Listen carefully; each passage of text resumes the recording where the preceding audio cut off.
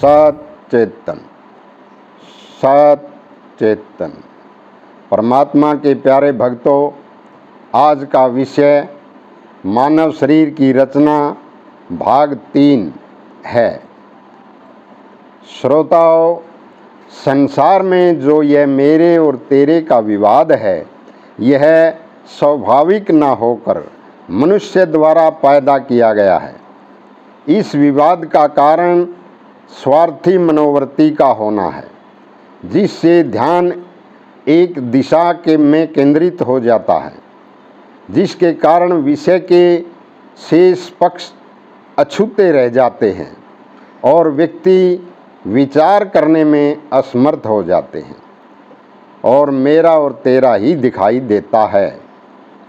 इस मेरे और तेरे का विवाद असल से मुंह मोड़कर असत्य पर आधारित है, जिसका परिणाम दुखदायी होता है। आज मनुष्य तनावग्रस्त है, अर्थात मानसिक रूप से बीमार है। जब हम इतिहास पर सूक्ष्म दृष्टि डालते हैं तो पाते हैं कि यह मानसिक बीमारी कोई नई नहीं है, सदियों से चली आ रही है और मनुष्य कहता है कि यह संसार दुखों का घर है।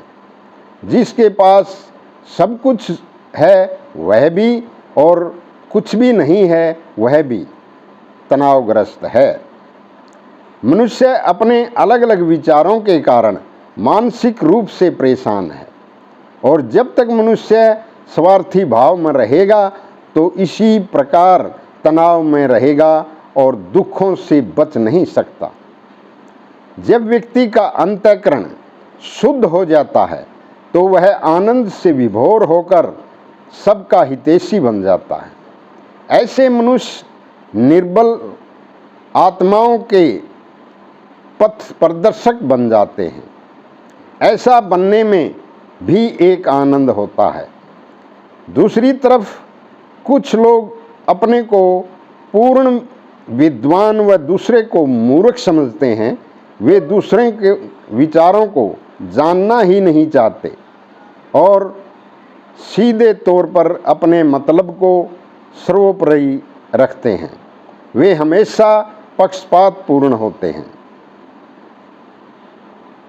श्रोताओं, ज्ञान की अलग अलग आवश्यकताओं के होते हुए भी परमात्मा एक है। प्रकृति शिक्षा भी एक दे रही है, फिर मनुष्य के जीवन में यह अंतर क्यों है? कोई अपने में मस्त है, कोई बुझा बुझा दिखाई देता है, कोई होश से भरा है, किसी का सब कुछ खो गया लगता है। मनुष्य में जो ये अंतर दिखाई देता है, ये सब क्रमगत है। ज्ञान को जानने की प्रतिक्रिया सबके लिए समान है, परंतु अंतःकरण समान रूप से शुद्ध न होने के कारण यह अंतर होता है।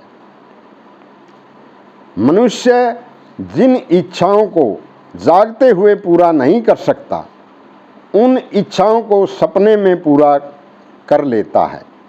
सपने में मन की 4 अवस्थाएं होती हैं। नंबर 1, जागृत अवस्था। जब मनुष्य शारीरिक व मानसिक रूप से एक होता है। शारीरिक रूप से अभिप्राय है जब मनुष्य की ज्ञानेंद्रियां व कर्मेंद्रियों का पूरा सामंजस्य हो। मानसिक रूप का अभिप्राय है जब मनुष्य के चेतन व अचेतन मन के अंदर पूरा सामंजस्य हो। नंबर 2, स्वप्न अवस्था। इस अवस्था में मनुष्य को शारीरिक रूप से ज्ञानेंद्रियां व कर्मेंद्रियों के विषय को ग्रहण करने वाली अवस्था को स्वप्न अवस्था कहते हैं। नंबर 3, सुषुप्त अवस्था। इस अवस्था में मनुष्य को इंद्रियों की अनुभूति नहीं होती। इस अवस्था में स्वप्न भी नहीं आते। जीव आत्मा की यह शांत और सुख अवस्था होती है। नंबर 4, तुरीय अवस्था। इस अवस्था में जीवात्मा अपने शुद्ध रूप में आ जाती है। शरीर में जीवात्मा ही दृष्टा है, यही इंद्रियों के विषय को भोगने वाली है। अंतःकरण का संबंध आंतरिक चेतना से होता है, जिसके कारण इसका प्रभाव मनुष्य की अनुभूति व व्यवहार पर पड़ता है। व्यवहार का संबंध भाव से होता है। अंतःकरण का मुख्य कार्य अनुभूति करना होता है। जब अंतःकरण शुद्ध होता है तो अनुभूति भी शुद्ध हो जाती है। जब अंतःकरण में थोड़ी सी भी मात्रा बुराई की आ जाती है तो अनुभूति महत्वहीन हो जाती है। अंतःकरण दर्पण के समान होता है। जब मनुष्य के अंतःकरण में सत्य स्थापित हो जाता है तो अंतःकरण से आनंद व शांति एक झरने के समान बाहर की ओर बहने लगती है। इससे मनुष्य का तो कल्याण होता ही है, साथ ही वह समाज का भी कल्याण करने लगता है। धार्मिक व्यक्ति का भाव इस तरह का हो जाता है कि जो भी जगत में है मेरा ही रूप है, जिसके बगैर मेरा कोई अस्तित्व नहीं है और मेरे बिना किसी का अस्तित्व नहीं। ऐसा मानते हुए अपने परमार्थ से सत्य को मानता है और सारी झूठी बातों को त्याग देता है। भक्तों, भाव व अनुभूति इन दोनों का केंद्र बिंदु अंतःकरण होता है। इस केंद्र बिंदु पर पहुंचने के बाद ही व्यक्ति को आत्मज्ञान होता है। जब व्यवहार से भाव निकल जाता है तो प्रभाव विचार का होता है। विचार बुद्धि का खेल मात्र होता है। विचारों में दिखावा होता है, भाव में एक रसता होती है।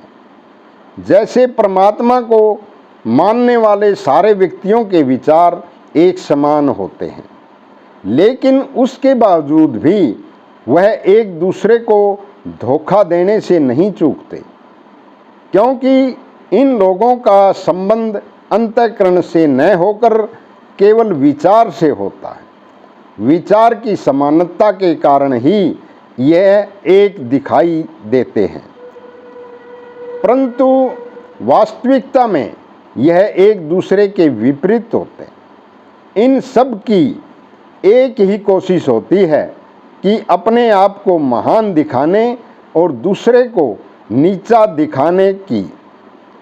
अतः यह एक दूसरे को धोखा देने में लगे हैं। दूसरी तरह अलग अलग संप्रदायों के लोगों के विचार या मान्यताएं भिन्न दिखाई देती हैं, लेकिन फिर भी एक दूसरे का सम्मान करते हैं, क्योंकि इनके अंतःकरण में सत्य व सेवा भाव है। सत चेतन।